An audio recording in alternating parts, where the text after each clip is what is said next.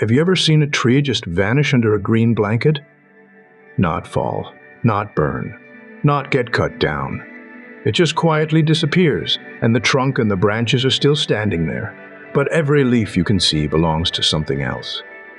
Over the next few minutes, you will find out how a plant kills a tree without ever touching it, and why the killing only begins once it reaches the very top.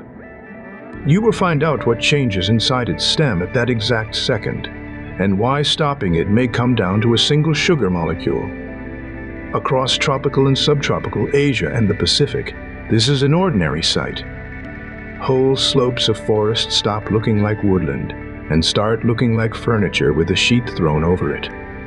Underneath that sheet, the trees are dying, slowly and silently, and by a method far stranger than it looks from the road. The plant doing it has a nickname that tells you most of what you need to know. People call it mile-a-minute weed.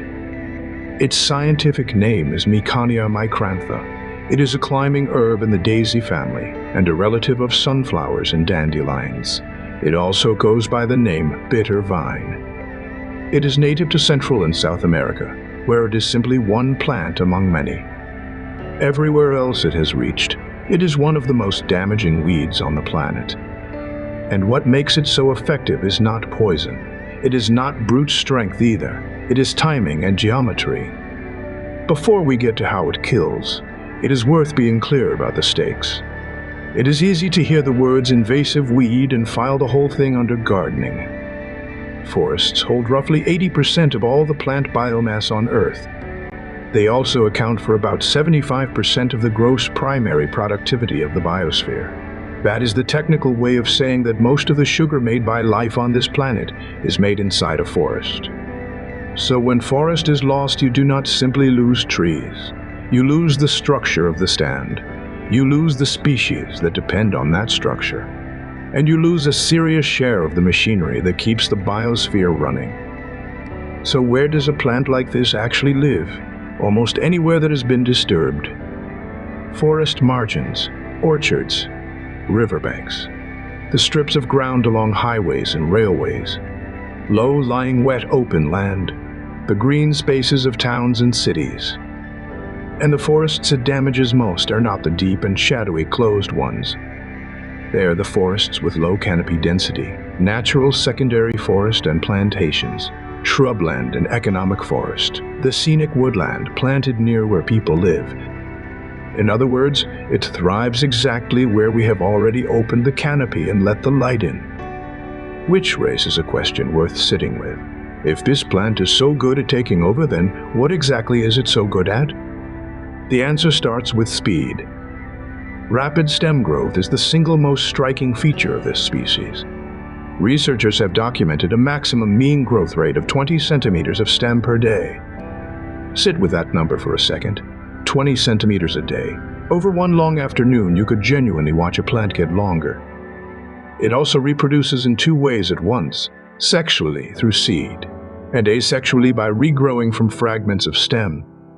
So a piece left behind by a blade, or dragged down a roadside by a passing vehicle, can become an entire new infestation. But speed on its own does not explain the green blanket. Plenty of plants grow fast. Very few of them erase a tree. To understand the rest, you have to think about what a vine actually is, economically. A tree spends an enormous amount of energy on wood, trunk and branches and structural tissue, all of it built for a single purpose, holding leaves up in the light. A vine refuses to pay that bill. It builds almost no support tissue of its own. This deserves a name. Call it the borrowed trunk strategy. Build no wood at all and spend everything on length instead. Then reach the same sunlight using a trunk somebody else already paid for. The borrowed trunk strategy is how a vine outcompetes self-supporting plants for light without ever standing up on its own. And it works beautifully, right up until the vine reaches the top of the tree and runs out of things to climb. So what happens when a climbing plant runs out of tree? This is the moment that turns an aggressive weed into a tree killer. In the wild, the main stem keeps growing after it has reached the top of the canopy, and there is nothing above it left to hold it up.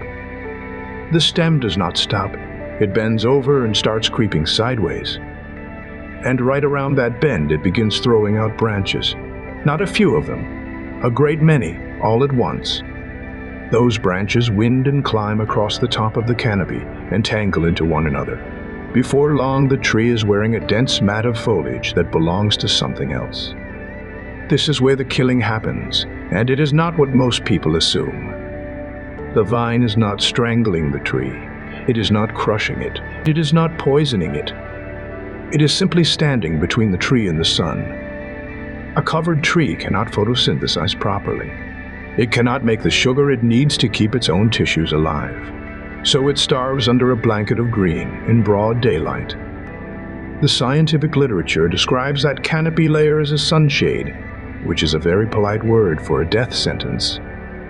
If a forest dying of shade, rather than force, is the kind of thing you want more of, subscribe. We cover exactly this. So why does the plant suddenly start branching at exactly that moment? To answer that, we need one piece of plant biology, and it happens to be one of the most elegant ideas in the entire field. Most plants carry a hidden reserve of unused growing points. In the angle where each leaf meets the stem sits a bud, already formed and already capable of becoming a full branch. And for most of the plant's life, those buds do nothing at all. They sit there arrested and barely growing. Botanists call them dormant buds. What holds them back is the growing tip at the very top of the plant.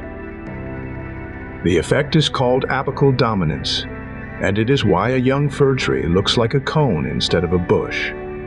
The tip is broadcasting a chemical message downward. The classic answer for what that message is has always been auxin, a hormone that flows down the stem and keeps the buds below it quiet. Remove the tip and the message stops. That is why pruning makes a plant bushier. You have taken away the thing that was saying no. But that clean story started to crack. Work on tall pea plants found something nobody expected. After the tip was cut off, the release of the dormant buds did not track with auxin at all. It tracked with sugar. Removing the tip removes the plant's hungriest consumer of sugar, and suddenly there is a surplus reaching buds that had been quietly starved. The proposal that came out of that work has two parts. Sugar dominates the early moment when a dormant bud is first released. Auxin becomes prominent later, during the sustained growth that turns a released bud into a real branch. That two-step pattern deserves a name too.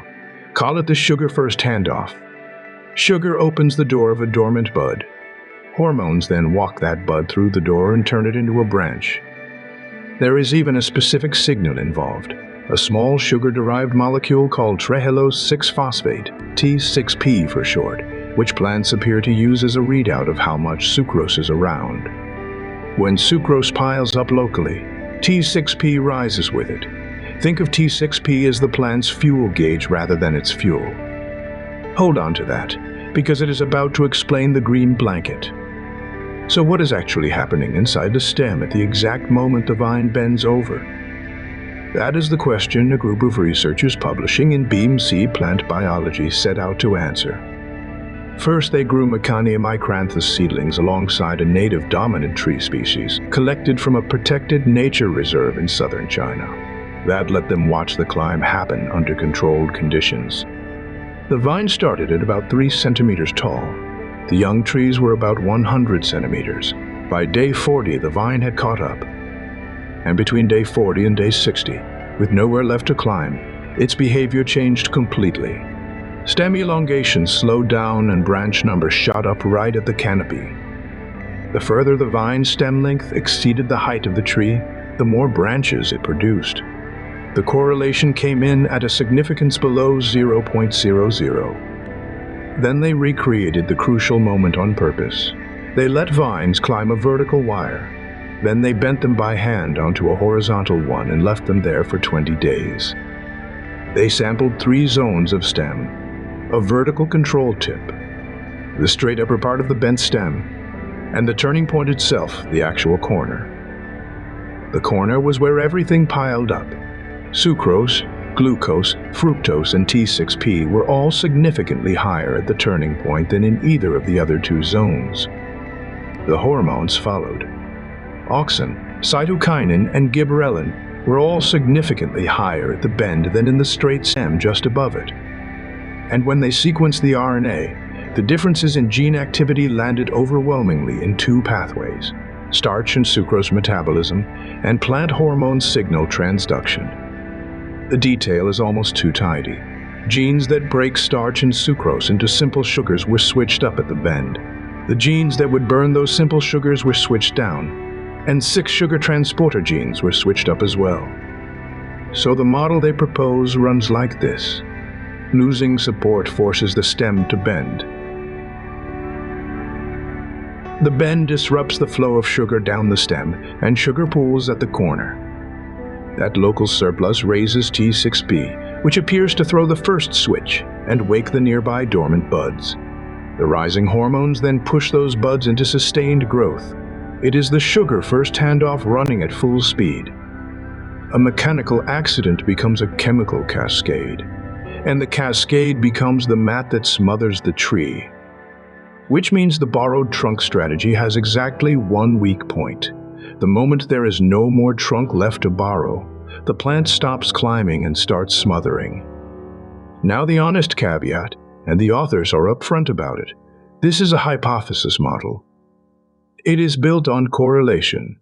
They measured sugars and hormones and gene expression in the same places at the same time. The pattern is consistent, but nobody has switched these genes off and shown that the branching stops. Consistency is not proof. It is a very strong lead. And the lead matters because it points at something practical. If the branching explosion depends on sugar arriving at the bend, then sugar transport and hormone signaling become targets. The authors raise spray-induced gene silencing, a topical method that quiets specific genes without genetically modifying the plant. It would be aimed at the candidate genes identified here, which would be an unusual kind of victory. Not pulling the vine off the tree, but persuading it not to branch. Because so much of this comes down to a single moment, a stem at the top of a canopy, reaching for support that is not there. And everything after that follows: the bend, the branches, the blanket, and the dead tree underneath it.